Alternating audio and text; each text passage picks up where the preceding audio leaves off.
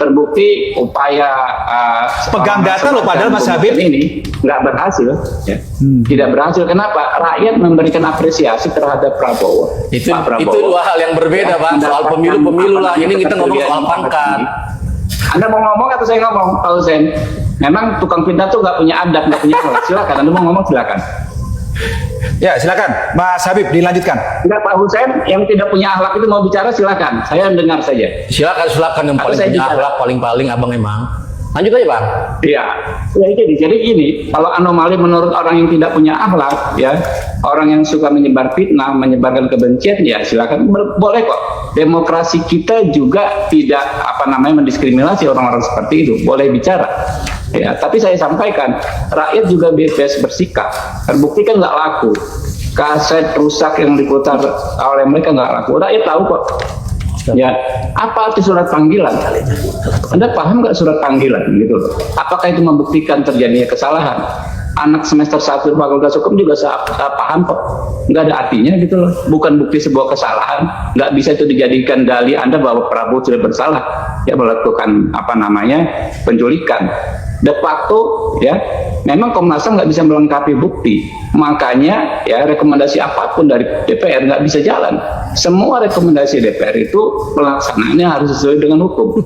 Pengadilan, proses pengadilan ya, selesainya penyidikan, lalu ke persidangan itu kan harus dilengkapi dengan proses. Ya, harus dilengkapi dengan bukti. Kalau buktinya nggak cukup, ya nggak bisa. Mau ada 1000 rekomendasi dari DPR atau dari lembaga apapun nggak bisa, karena negara kita negara hukum, Restat bukan Makstat. Ya, saya pikir ini perdebatan lama, Pak.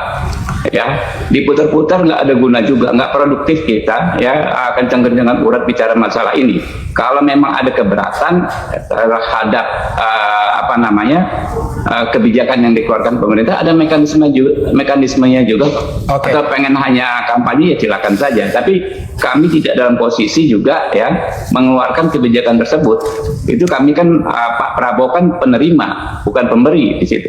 Jadi kalau tadi pertanyaan Anda juga mungkin ada lobby kan sudah pasti nggak ada ya. Cuma kalau latar belakangnya ya sudah saya jelaskan. Oke, baik, silakan. Dikit-dikit. Pak Hussein, tipis saja. Saya tanggapan buat abang mantan aktivis yang paling berakhlak ya.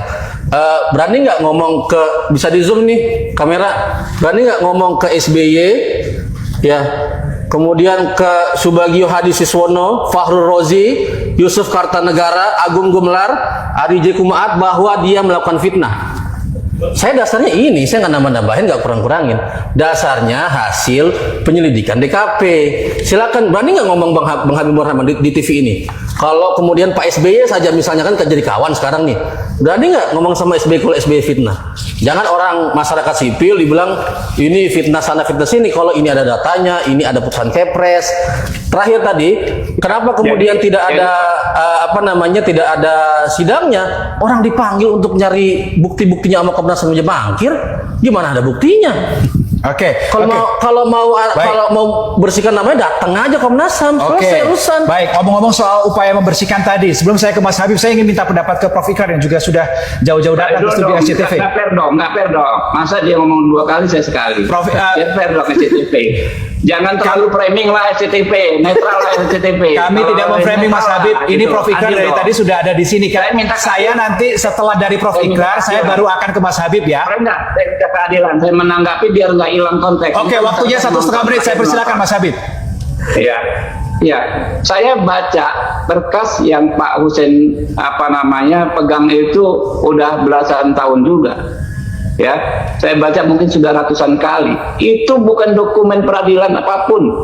Ya, DKP itu bukan dokumen peradilan apapun, bahkan bukan lembaga kuasa peradilan. Baca nggak di bawahnya? Itu kan rekomendasi, gitu loh.